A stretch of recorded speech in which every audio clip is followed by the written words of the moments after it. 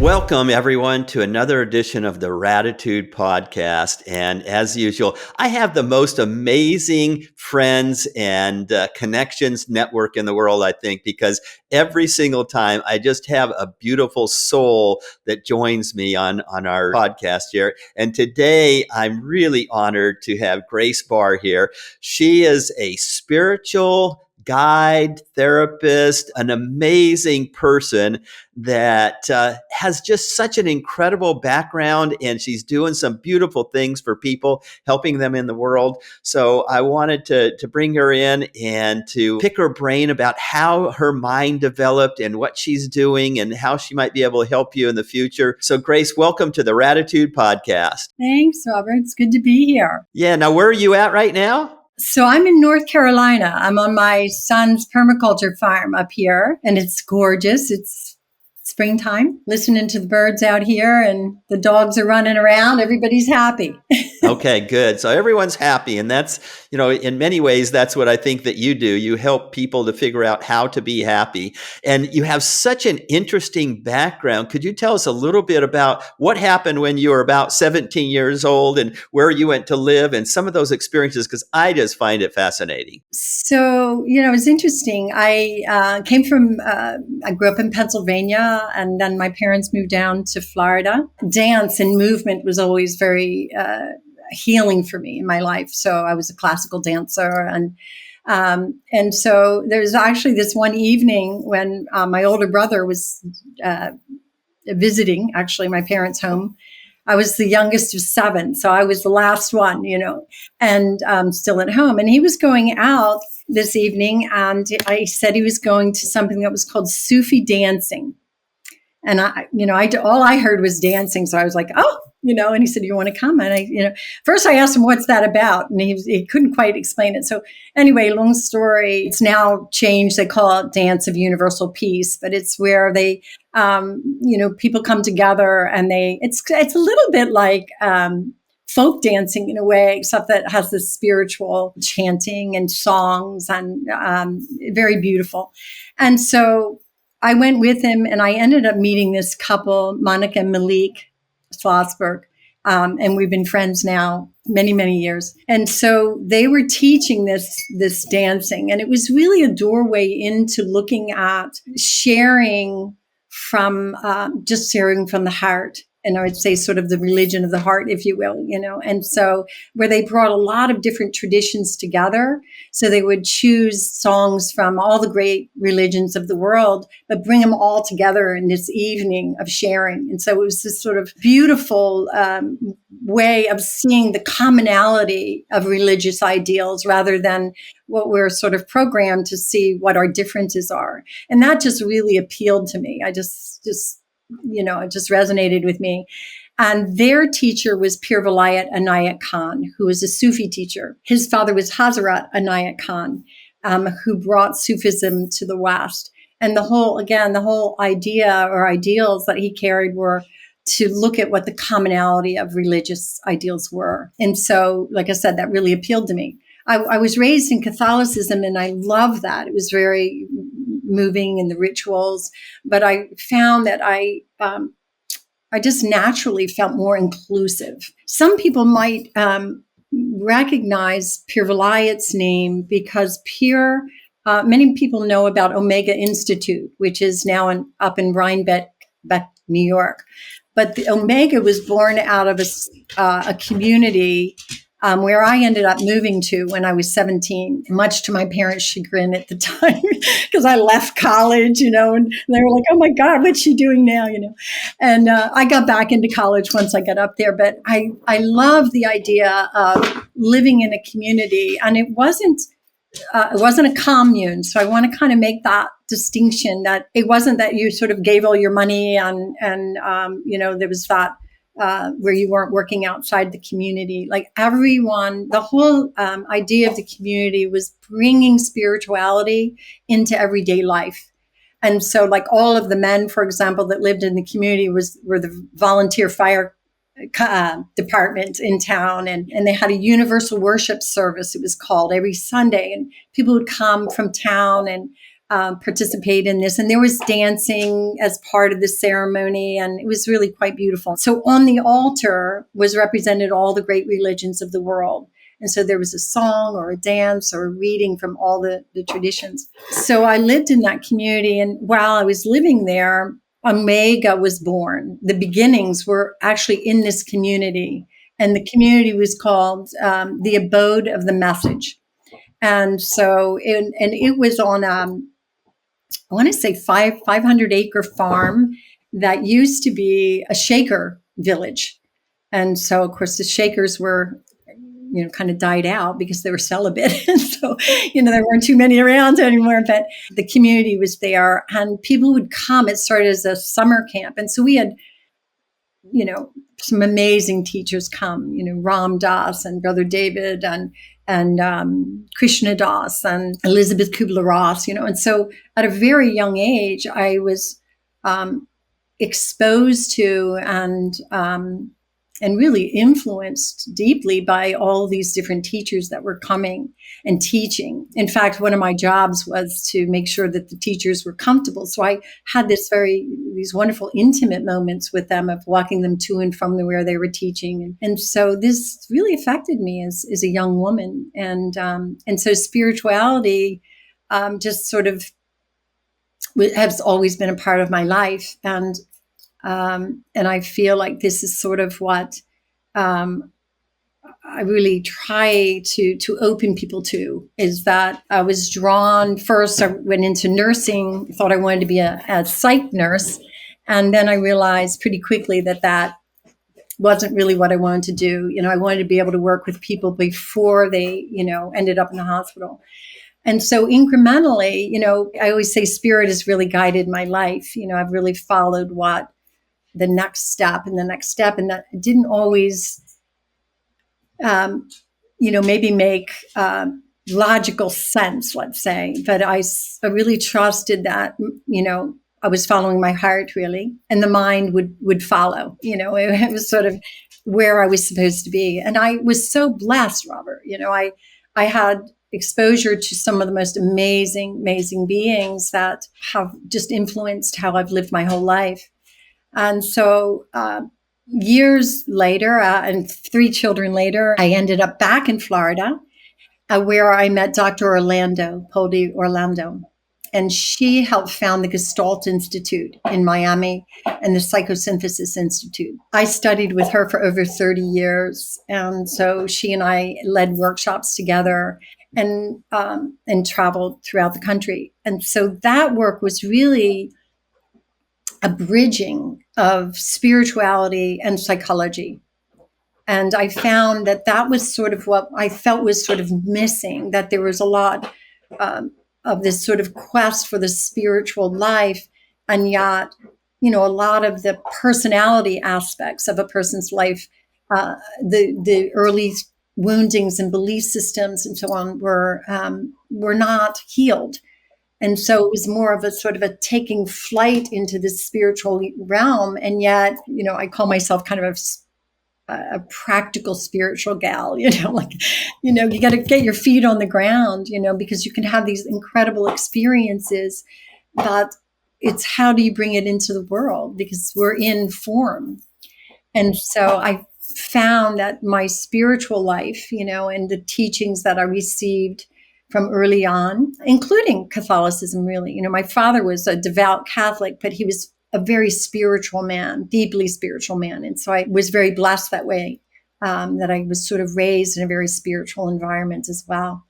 And so having been groomed like this, it was a very natural fit. And I was always interested in psychology and how we navigate and heal ourselves. So the psychosynthesis and Gestalt model was one that allowed for the spiritual dimension to be brought into the therapeutic process. It's fascinating because I haven't heard all of those things. I've heard bits and pieces of it. And did you actually get a psychology degree?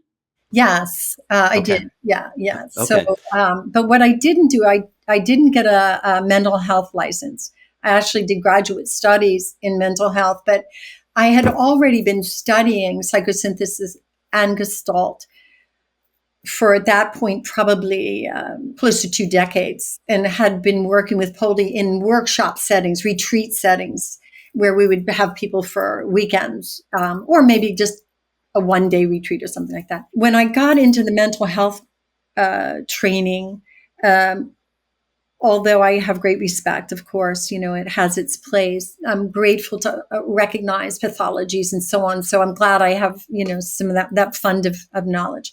But I recognized very quickly that wasn't the traditional mental health model, was not the work that I was doing.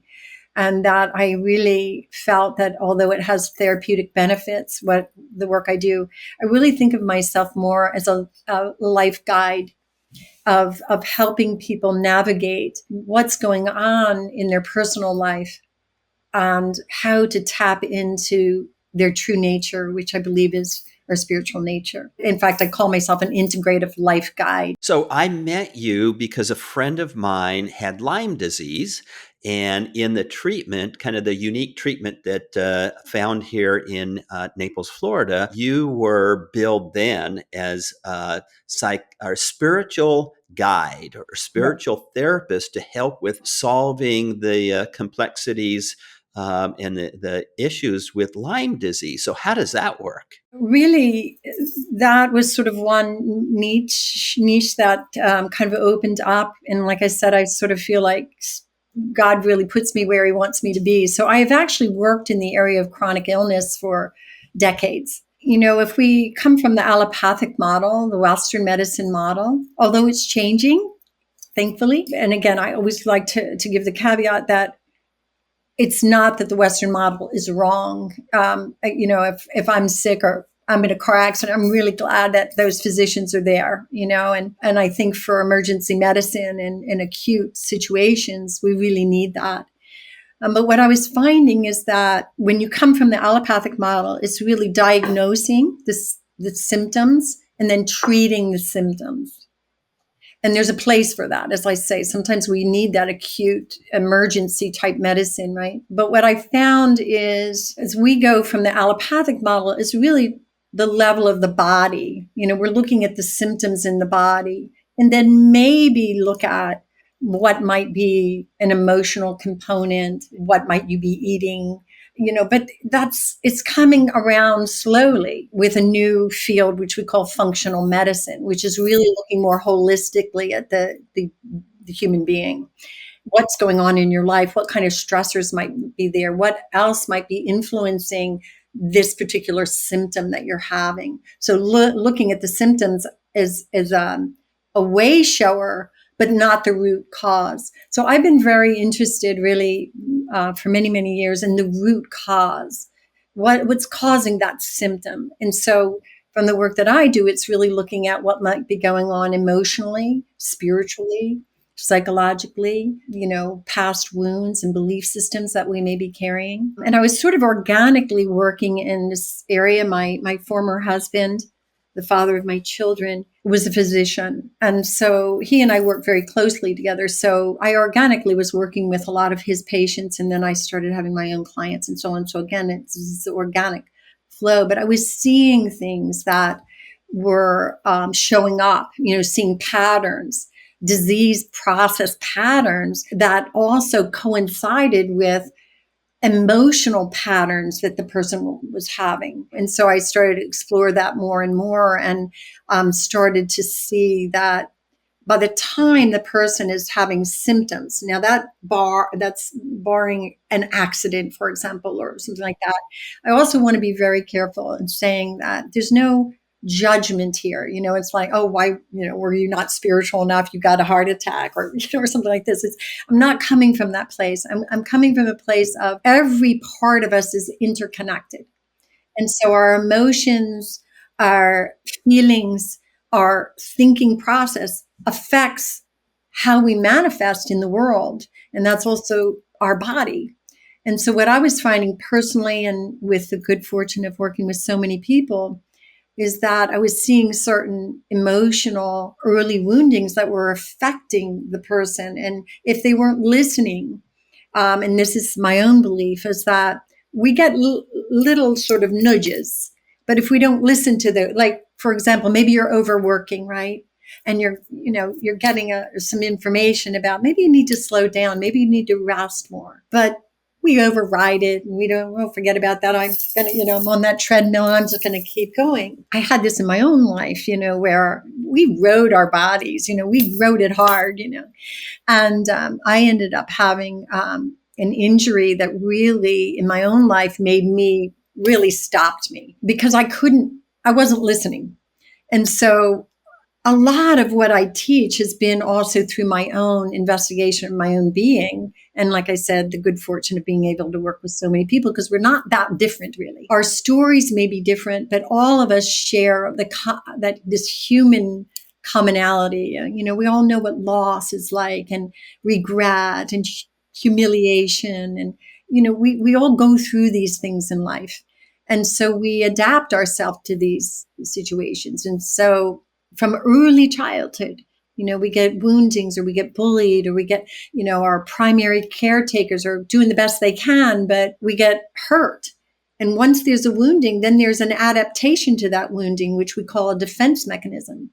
And it worked as a child, but those same defense mechanisms don't work as an adult. But we keep doing them, right? But we do it automatically because we're in this fight or flight. So these kinds of patterns create illness.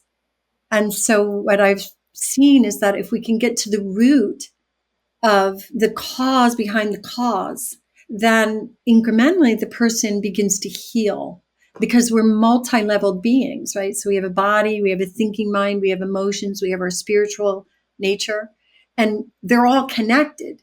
And so if we negate one area, it's going to affect every other area. So I found I could go in many different doorways in the healing process. So, and I saw certain patterns happening. Someone that was running around all the time, interesting enough, would break their foot, or someone that was just overriding and overriding and overriding and workaholic, lo and behold, they have heart attack. Or stroke or something. Now, again, I want to reiterate that this isn't about blaming anyone. And certainly there can be other factors. But even if you say, okay, it was an accident and you have surgery, you still have to do the healing afterwards. There's still a healing process, and that involves the emotional level and the psychological level and the spiritual level. And so I think it all comes down to spirituality, actually. I just find it fascinating that chronic illnesses and a component or a portion of the treatment could and should be this emotional spiritual work that you bring to the world. And I just discovered you a couple years ago because of a friend that was trying to address the Lyme disease. And I find it just fascinating. Now when I hear you, it just makes so much sense. And the thing is, Robert, I'm not talking about anything that we don't all carry. We all have a wisdom within us. We all have this presence. It's just that we haven't been taught or groomed to listen to that intuition, to really get quiet. We're very externally oriented, and we're always looking outside ourselves for the answers. And the answers really come from within. And why is that? Why do the answers come from within? And what could someone in our audience that's listening to you start to do to start to be able to hear that intuition? I mean, there are a lot of different tools, and I think it's really that there's a consciousness that's animating your being, and there's a consciousness that's animating my being, and there's a consciousness in everything that's living. And that consciousness that we as human beings, unlike a tree, for example, or even pointing over here to my dog who's asleep, we have this beautiful gift that we can actually reflect on that consciousness. And so through practices like a mindfulness practice or meditation practice, quiet, walking in nature, getting reconnected to the natural world. But this presence of being is really the true self. And the more we connect with that part of ourself, and that the Buddhists, refer to this as emptiness or that stillness, right? It's called many things, Buddha nature, Christ nature. Atman. There are many different names for this presence in us. There are many names, and it's the nameless one, right? You can't really, when you attach in, there are words like it feels peaceful, it feels expansive, it feels connected, you feel unified. There's a sense, there are words that point to it, but it's the direct experience that changes one's consciousness. And so it expands you. Well, it's really about, there are levels of consciousness, you see, and that really has to do with how awake you are, how present you are, allows you to sort of expand, because those first levels of consciousness, or if you will, are the first level is survival, right? We come into this world and we got to make it, and it's all about self-preservation, and that's very much limbic brain. That kind of first brain is fight, or freeze. And a lot of people still operate that way. And a lot of illness comes from that we're just wound so tight, right? That we don't know how to relax and breathe and come into the present moment. And that's what all these practices are about, is to keep coming back into the present moment. And as you do that, you begin to elevate your consciousness. So we move from that survival or just physical. That first level, I also want to mention that the energy of that first level of consciousness is very fear-based. It's about, where's my food? Where's my shelter? How am I going to survive? And the next level is referred to as passion, where we're sort of elevated into more emotional choices, if you will, and not just fear-based. And yet we can also get lost in that emotional soup as well. And so being able to appreciate, but also have emotional stability, where we don't act out every emotion that we have, that we sort of learn how to step back. And the psychosynthesis model, it's referred to as disidentification. Rather than identifying with every thought and every feeling, every emotion, you step back and you can view it rather than acting it out. You can acknowledge it. And this is where our emotions can become instructive rather than destructive, because you're stepping back into what? Presence of being. So you step back into awareness. Oh, I'm aware of that feeling. Why is that coming up? So for example, anger is an emotion that often gets a bad rap, because most of the time we're seeing anger being acted out in an aggressive way. But if you step back and you view it, anger has a message. And usually that message is, hey, someone just crossed a boundary and I don't feel good about that. So if you know that, then you can learn, oh, how can I set clearer boundaries? How can I say yes when it's yes, but also no when it's no? That's important, that we know that we have to take care of ourselves. True freedom is not just saying yes, it's also saying no when that's appropriate. And so we continue from that passion level of emotion. If we get stuck in that emotional level, the pitfall of it is people can use emotion against another, and where the emotion itself can become very manipulative. This is when people are very moody and they sort of use that. They want to make sure that everybody in the room knows what mood they're in, And this is a type of manipulation, right? So we want to not use our emotions to try and control people. We want to use our emotions to understand ourselves better and have emotional sobriety. Or emotional intelligence is another way that's been said. And then we move into the mind and the ego level. And this is where meditation is so helpful, because if you can't quiet the mind, that makes it very difficult to move into higher realms, higher consciousness, because you sort of get stuck in that wheel of the thinking and all of that pattern. You get lost. Most of our thoughts are either about the past or some imagined fear-based future, usually. And so when you can quiet the mind, still the mind, that can allow you to move into the higher dimension, which is really the level of the heart, the level of accepting life on life's terms. And Robert's accepting ourselves, all the parts of us, because when we're growing up and we get hurt, our feelings that we suppress those parts of ourselves and we think they're no good, they're bad. I don't want that. When really it's just a wounded child there, and then a defensive child that was trying to take care of the wounded child. And in the psychosynthesis model, we call these sub-personalities, part of your personality, but they're not all of who you are. They're just part of who you are. So this is how you can learn to heal at the emotional level, at the personality level.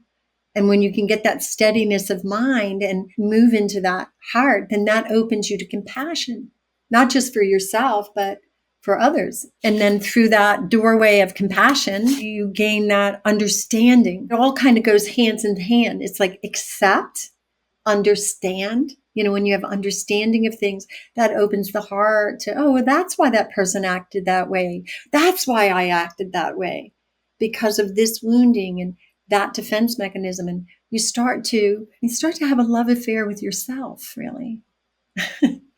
And then you start to see what an incredible creation you really are. And that the presence of the divine, that spark, is within all of us. And you begin to feel and experience yourself as part of everything. We call that unity consciousness, or it's referred to unity consciousness. And I think that's what it's all about.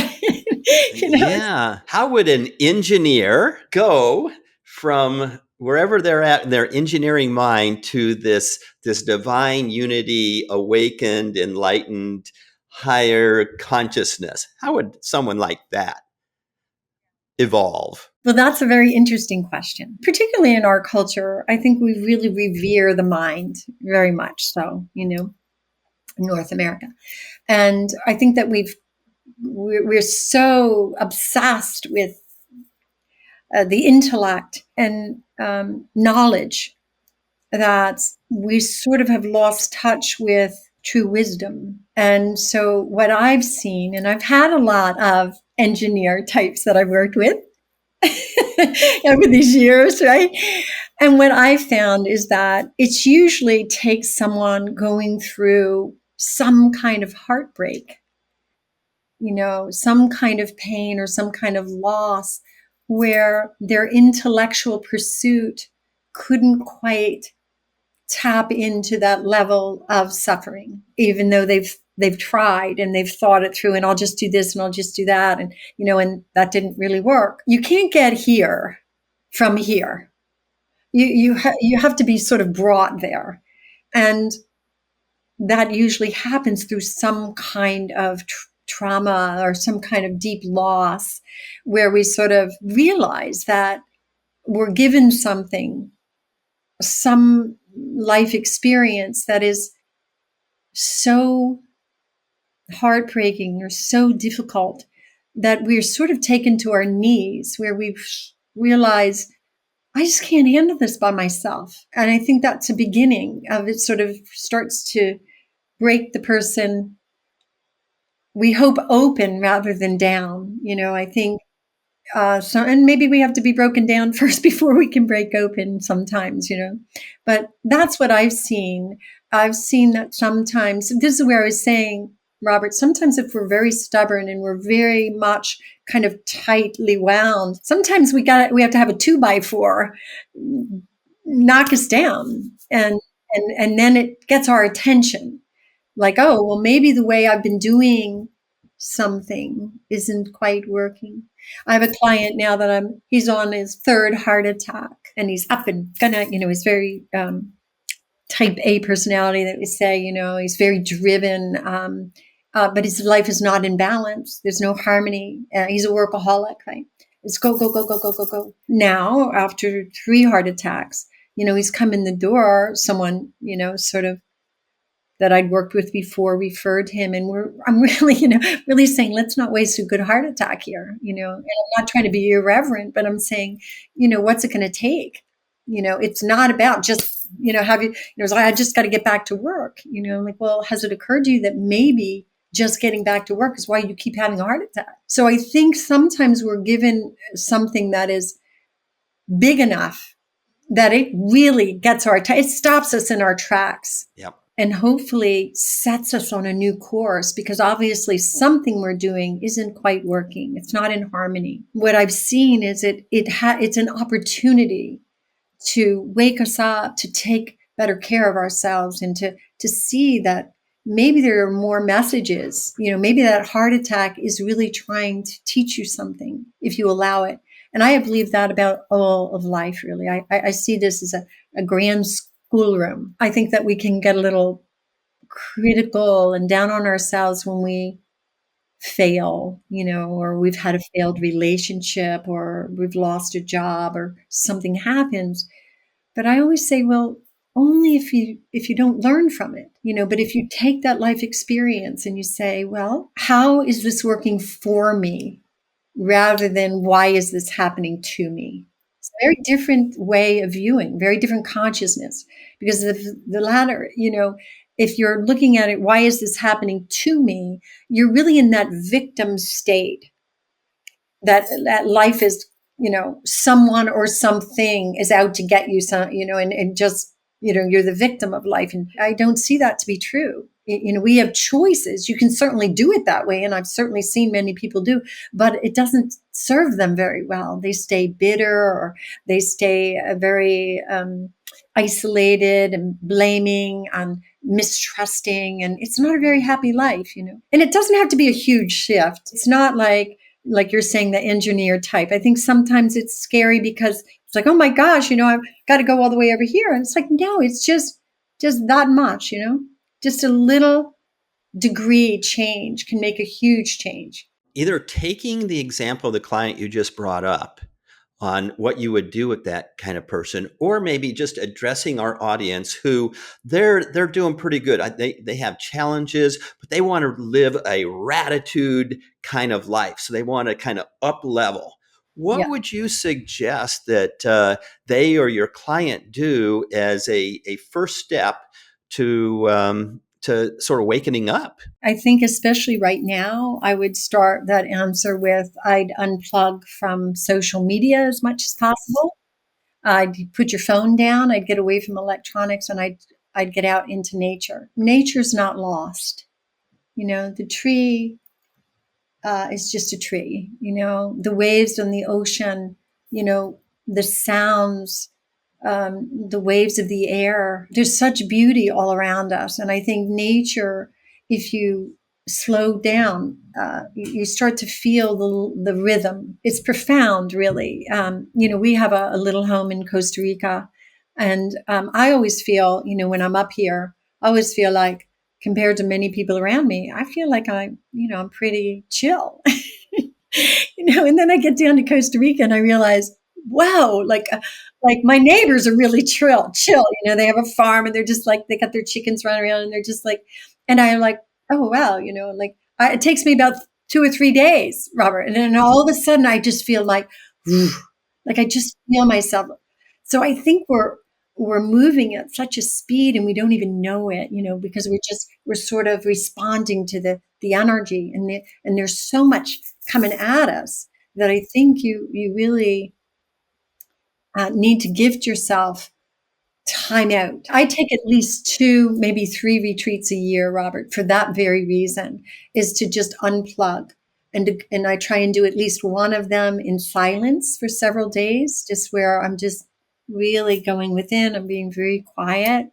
I've done a lot of retreats up at Omega Institute, wonderful retreats up there. It's beautiful land there. We're in the process, Robert, and this next week, we're buying a 35-acre farm up here.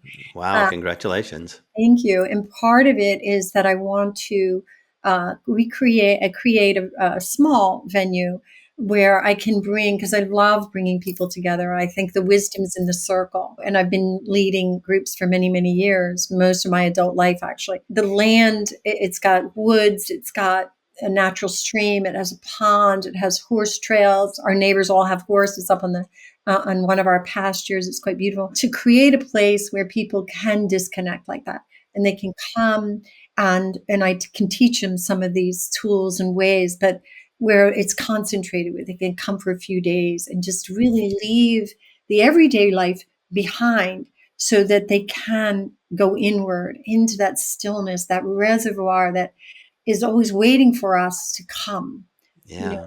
come. You mentioned something early on here that some people have done a lot of spiritual work and they become awakened or spiritual, but that they didn't do some of the early childhood trauma work.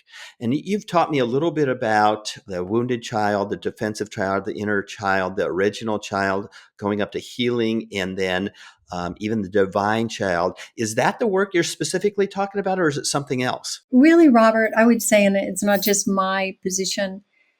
But if someone asked me, how much of these wounds and defense mechanisms originate in early childhood, I would say over 98%. Okay, so then it's important that people understand this and learn Yeah, this huge, and right? address it. And when you and I were speaking about, you were referring to the child archetype. This is Carl Jung's work, someone I've studied extensively. Carl Jung really mapped out the different archetypes that we will present themselves. But I'll just stick with the child archetype right now as you brought it up. So when we come into this life, and this is really early, this influence is from like 0 to 2. So we're talking infancy to 2 years old is when we come in so wide open and so vulnerable. And of course, we remain that way, but those early years are so imperative to what basically grooms us for the rest of our life. So when a child first comes in, this is the child that you just referred to, which is the original child, or sometimes that child's referred to as the child of wonder. When you see a little 2-year-old, little one, everything is magical, right? They're just, they're just into everything, right? It's just magical to see. They just want to, everything is awake and alive and vibrant, and they're a part of it. They're not separate. But along the way, that child gets wounded. Now, obviously, the severity of those woundings vary greatly depending on the environment that child was born into. But every child, including myself, including you, Robert, all of us receive some kind of woundings. Our parents were doing the best job they can, but they had their woundings and their defense mechanisms and so on. And, doing psychotherapy or doing deep healing work was not necessarily encouraged in those days, right? So, we're moving into a new paradigm where more and more men, I think I shared with you, I have more men in my practice than ever, which is wonderful, that men are, because I think so often men were told, just sort of pull yourself up by your bootstraps and, so that wounding happens in those times where you get hurt, but you're not allowed to express yourself, or you're made fun of, or you're told to just, toughen up or something like that. Or let's say it didn't even happen from the parents. It could be a teacher. It could be other siblings. It could be someone at school, neighborhood kids. Other kids can be very cruel. But the primary caretakers are mother and father. And so once that child gets wounded, that part gets pushed down into what we call the lower unconscious. Basically, that's the reservoir for housing our unresolved wounds. And it kind of holds it there until we're ready to do the healing work. But once there's a wound, there's an adaptation that happens, Robert, and that is we've got to survive. So that adaptation becomes a defense mechanism, or you and I have also talked about attachment styles. That's how we attach. Those different styles of attachment come into being because this is what we learned. You have the wounds and the defense mechanisms. These become part of our personality. They're not all of our personality, but they're part of our personality. And what happens, Robert, is let's say now you fast forward, that child's wounded. They developed a particular defense mechanism. So maybe their defense mechanism was to become silent and then to leave. Well, now you fast forward. Now you have a man or a woman who's now wants to have a relationship. But now their partner, who they love and they want to make this relationship with, but the partner says something that hits that wound. We refer to that. You'll often hear this, I got triggered. Well, that's what that means. It's like, oh, the wound got hit and now, but we don't recognize it, or we don't, unless we're doing the work on ourselves, recognize it, right? Instead, we go right into the defense mechanism because that was fight, fight, or freeze. I got to make it here. And so, and the other thing about that is it worked. It worked. So now we're still going through the child archetype. So we had that child of wonder, or the original child. Now we have the wounded child. From the wounded child, now we have a defensive child. And you and I and your listeners today wouldn't even be here if we didn't develop a defense mechanism or defense mechanisms. And there are lots of different, a defender could be a yeller and screamer, there are lots of different ways that we defend, and we might defend differently in different circumstances as well. But we'll usually have a primary one. So now, here we are, and we feel wounded, now defended, wounded to defense, right? So now we come out defensive with our partner. Well, what are we likely to do then? Hit their wounding, and then hot on its heels is their defender. So now I have two adults, and I do a lot of couples work. Two adults, and they're in this defense mechanism, and they're going at it. They're having the same argument over and over again because the wound was never healed. They get that wound hit, and then bam, they're in defender. So the work that we engage on, and what I engage in with a lot of people, is looking at whatever they're presenting in the now. I ask a very simple question. Well, when do you remember first feeling that? And now we're going back. And they're telling me, well, the scene as a 7-year-old or an 8-year-old or younger, 2-year-old, 3-year-old. And so now the adult person, that my client, is able to step back into the aware one, present, right? Observing, and be able to see, oh, wow, that's my little 7-year-old that felt that way. Well, now the adult can meet the needs of that 7-year-old. It's not about the parents doing it differently. It's about you becoming the parent that child always wanted, so to speak. So it's a type of reparenting, really, and meeting the needs. But the beautiful thing is that child, as the adult meets the needs of that child, it's not just one way. Relationships are never one way. That child also meets the needs of that adult. Well, now the child, still continuing in the child archetype, now becomes the healer child. And now the adult and the child are now consciously working together so that wound doesn't have to stay wounded. You don't have to keep going from wound to defense. That defender is looking on and seeing, wow, who's that guy? Or who's that adult taking care of the one I used to always take care of? Now the adult's taking care of that child. And now incrementally the child begins to heal, and the defense mechanism, the defender, starts to not have a job anymore, because the adult's taking care. But the defender also needs to be met and greeted and thanked for a job well done and worked with, that part of your personality, so it gets to know what the adult needs as well. So these are all working with parts of your personality so they transform. This is why we call in psychosynthesis, it's the psyche synthesizing. In other words, it's changing.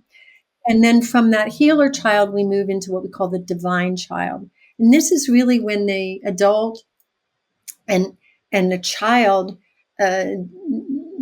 is really allowed to become what it always wanted to be. So in a sense, that divine child looks very similar to the original child. This is where the adult can be childlike, but not childish. You see, you're not becoming the child anymore. You're the adult, but you're welcoming that joyful child back in. So the divine child has something the original child didn't have, and that is the wisdom that the adult can bring. So it's all workable. And of course, if we go to looking at neuropathways, right? This is what we're talking about. This is the subconscious mind, right? So those wounds and defenses create a neuropathway. They say, what fires together wires together. Well, now in this deeper work, you are creating new wiring, new firing, new wiring. So you're actually changing that subconscious mind. And this is transformation so that you can live the life you were always meant to live. And that is a spiritual journey. But it's a very practical spiritual journey. It's where the adult now doesn't carry belief systems like the wounded child carried belief systems that sound something like this. I'm not good enough. I'm not worthy enough because of the wound. But now they're healed and they begin to be loved by whom? Themselves, the adult self, right? And then the child heals the adult as well. So it's a beautiful union and transformation. And I've been doing some of this work with you because my defense child is to shut down. I learned it from my mom.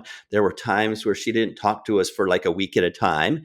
And I learned that, and I did that to my family. And I could never figure out kind of why, because intellectually I go, that's really stupid. I continue to do that, even though I've gone to so many trainings and so many things. I've bashed it in the Hoffman process. I've done all these things.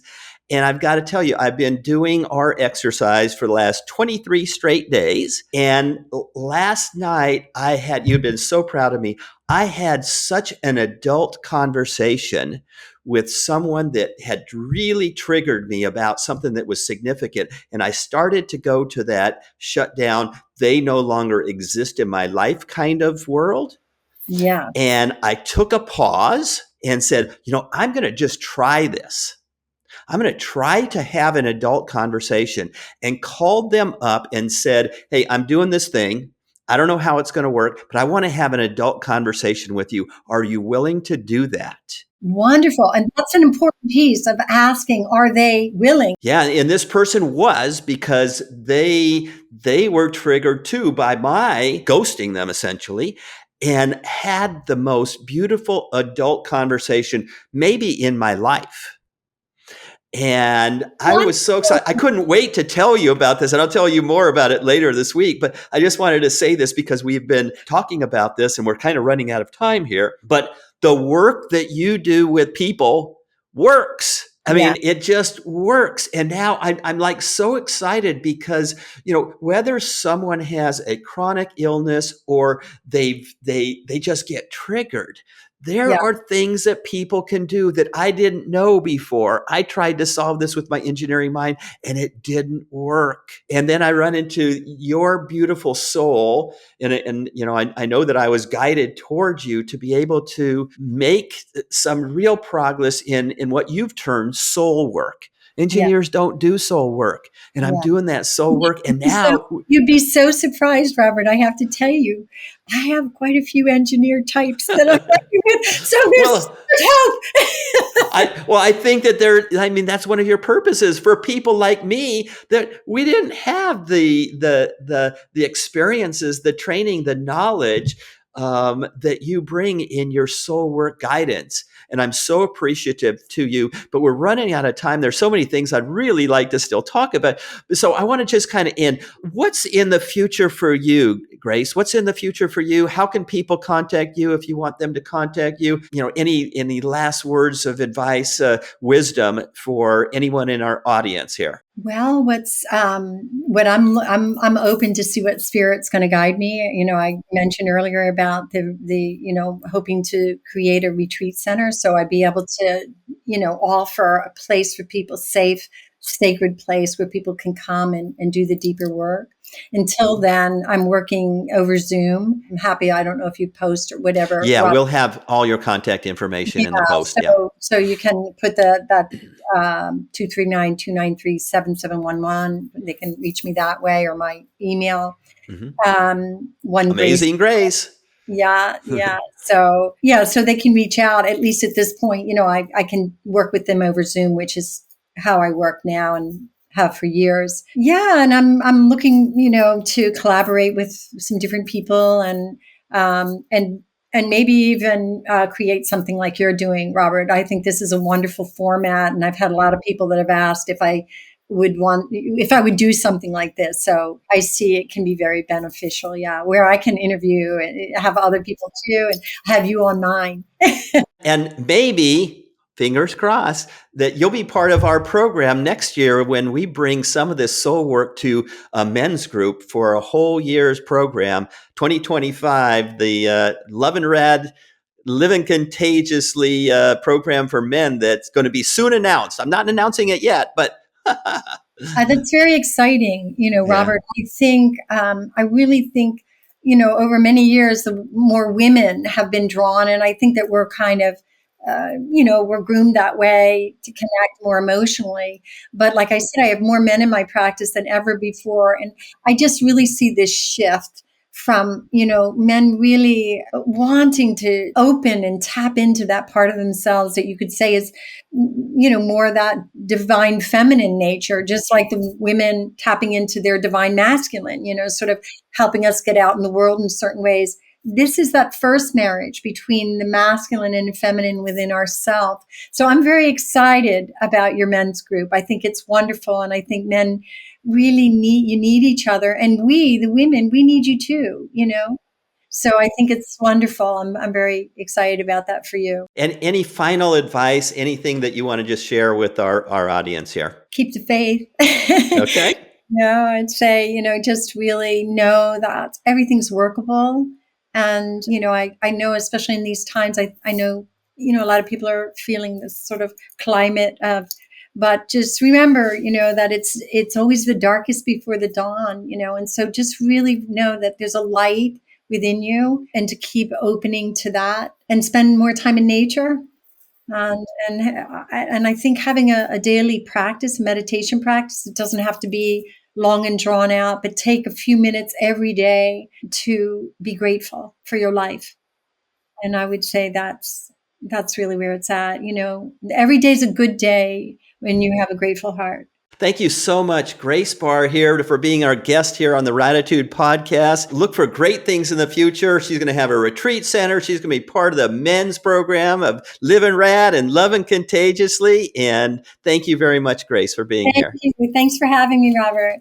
And bye to Okay. everyone that's tuning in here.